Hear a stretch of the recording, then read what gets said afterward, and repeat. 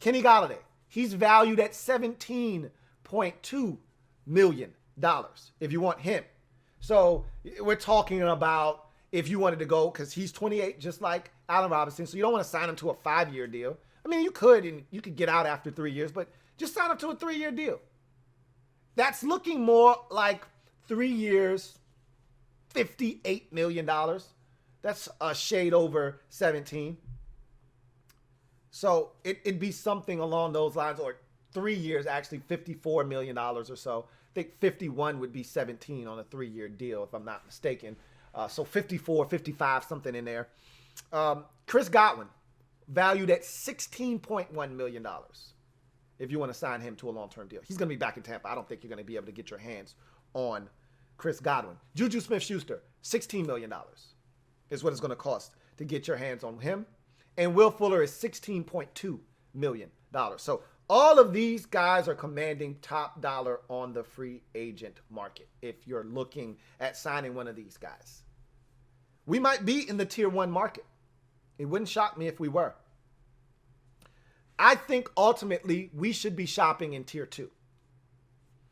Curtis Samuel, Corey Davis, Sammy Watkins, Marvin Jones, Nelson Aguilar. Those are all my tier 2 wide receivers. Curtis Samuel is projected at $12.8 million, I believe, on his next contract. That's very affordable. I think he'll get more. I think he'll get something more like $14 million a year, something like that, especially if it's in Washington, where they know him and they think they can do so many things with him. Corey Davis, I was expecting this number to be a little bit higher, but the inconsistency in his ability to go ghost has his number right around $10 million. Like 9.9. Right around 10. Let's just call it 10. I'd love some 4-year, $40 million Corey Davis. I'd love it. I don't see it happening. But the cap's coming down, so these numbers are a lot more realistic than they were, say, a year ago, where the cap was projected to probably be, non-coronavirus cap is probably somewhere in the $205 million range, and these numbers are inflated. But because the cap is coming down, I'm like, hey, Corey Davis said 10 mil a year? I'm interested. My ears are perked. Samuel Watkins. He's right around 11 million, like 10.6. That's cool. Somebody will pay him. I don't want to be that team.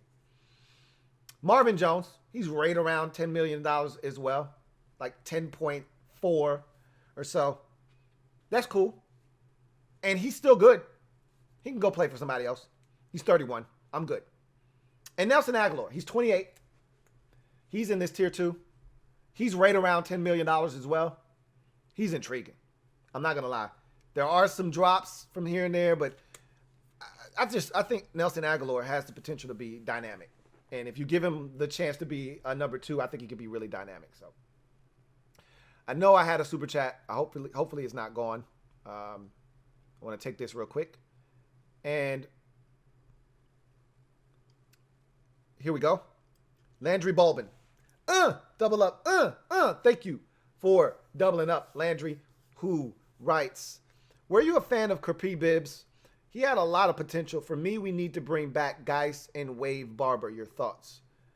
Geis is never playing in the NFL again. Geis needs to hope he doesn't face prison time. Not jail, prison. No, I don't want to waive Barber. I talked about this. I know you got here probably a little late, but I talked about the niche that Peyton Barber has carved out for himself. There's just this level of comfort, this feeling that you get when you know it's 3rd and 1 and the opposition doesn't stand a chance.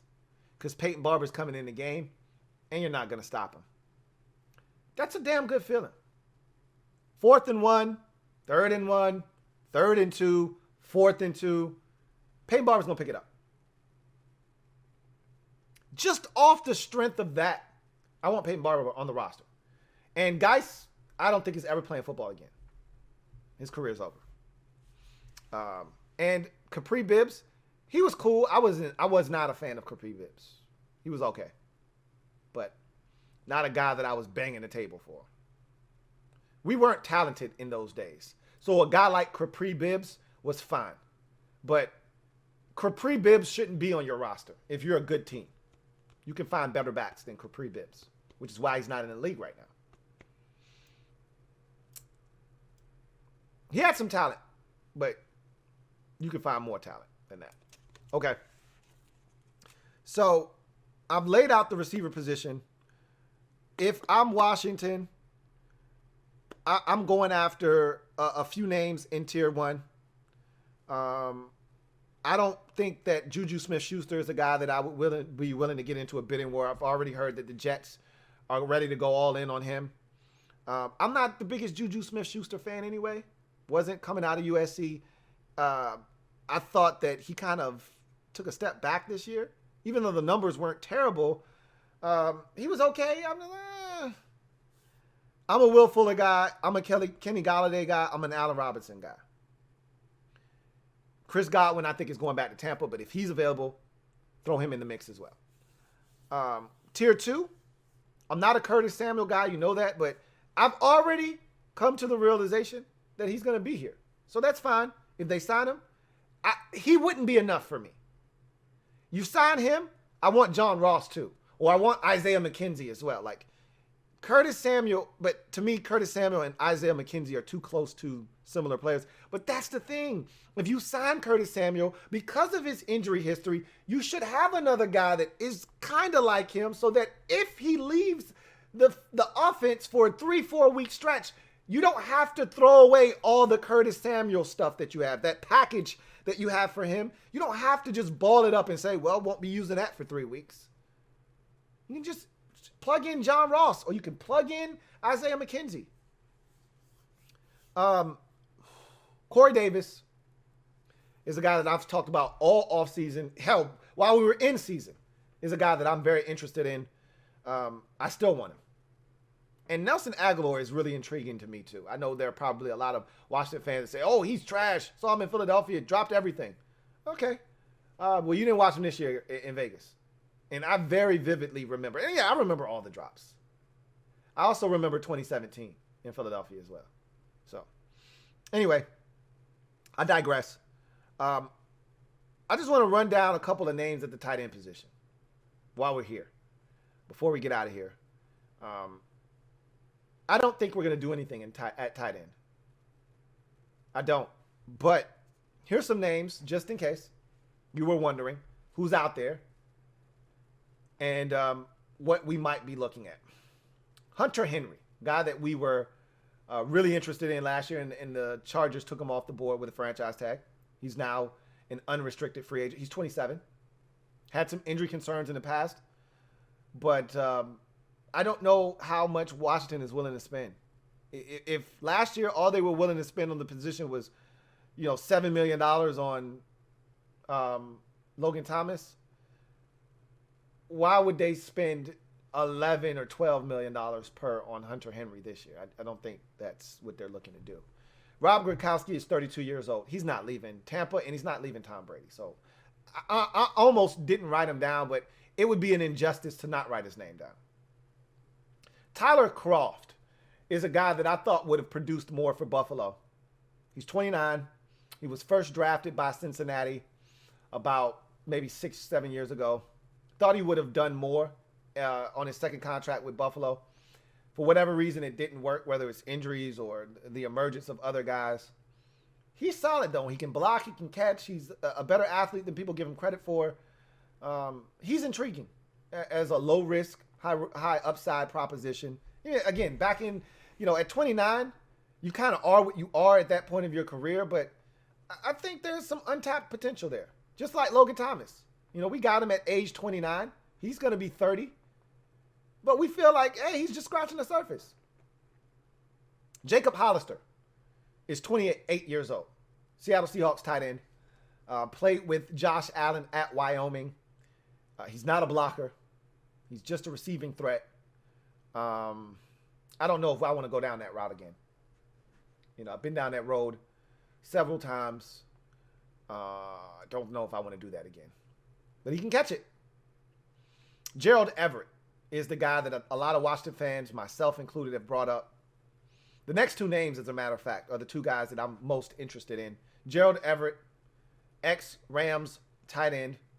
Sean McVay drafted him to be his new Jordan Reed. He didn't quite ever manifest himself into that role per se, but he showed enough talent to show that he belongs in this league. I'm very intrigued by Gerald Everett. Very intrigued. And he's 27 years old. Jonnu Smith, 26 years old, Tennessee Titans tight end. Very intrigued by him as well. Those are the two guys. If you told me that we had some extra money to go out and spend and they wanted to spend it on the offensive side of the football, specifically at tight end, I'd say, hey, Gerald Everett, Jonnu Smith. Find a way to make it happen. Jake Butt, 26 years old, tight end out of Denver. Was like a 5th round draft pick out of Michigan, I believe. Thought he was going to be a lot better than he has been. I think he dealt with a major injury, but I think he has a chance to be a little bit better than what he has put on tape to this point of his career. And he's 26. One of those low risk, high reward type of propositions that I think they're really interested in at the tight end position. And then Robert Tunian.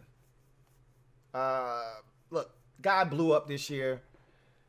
He's 27 years old. Scored like 13 touchdowns for the Packers. I just don't see them letting him out of the building, personally. But he's out there. So that's another name to consider at the tight end position. If they wanted to go that route, I don't think they ultimately will.